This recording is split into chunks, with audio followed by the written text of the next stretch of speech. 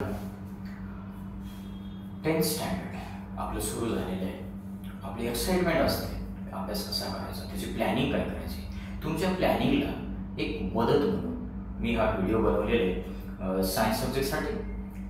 Science पार्टमध्ये आपल्याला 2 part पडले. एक सायन्स सब्जेक्टमध्ये 2 पार्ट आहेत, पार्ट 1 आणि पार्ट 2. जो पार्ट 1 आहे ना, पार्ट 1 मध्ये आपल्याला 2 सब्जेक्ट शिकायचे. एक केमिस्ट्री आणि दुसरा फिजिक्स आहे. फिजिक्सला वेटेज जास्त असतं, 6 लेसन आहेत आणि केमिस्ट्रीचे 4 लेसन आहेत. आणि मी तसं सब्जेक्ट इथे मेन्शन केलेले आहे. बाजूला जी तुम्हाला एक इमेज दिसते, इमेजमध्ये पहिल्यांदा लेसनचे नाव आहेत, त्याच्यानंतर फिजिक्स आणि केमिस्ट्रीमध्ये कुठले लेसन येतात त्याच्या पुढे लिहिलेले आणि त्याच्यानंतर मार्क्स डिस्ट्रीब्युशन लिहिलेले. तसंच पार्ट सेकंडमध्ये सुद्धा 2 पार्ट पडतात. एक आहे बायोचा आणि दुसरा आहे EVSचा.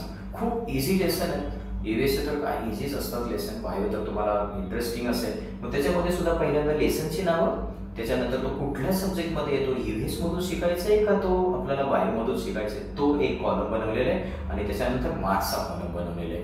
म्हणजे तुम्हाला इझी जाईल प्लॅनिंग करण्यासाठी की कुठला लेसन किती मार्क्सला आहे, म्हणजे कुठल्या लेसनला किती वेटेज आहे, किती इम्पॉर्टंट आहे, हे तुम्ही ठरवू शकता.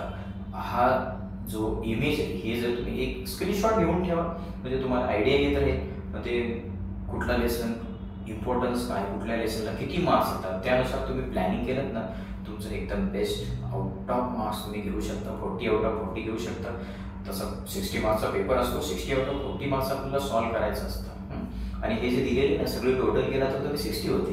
तुम्ही मला अरे पेपर तो 40च असतो आणि हे तर 60 आहे, असं नाही आहे. 60 मार्क्सचा पेपर असतो, त्यापैकी तुम्हाला 40 मार्क्स सॉल्व्ह करायचे असतात.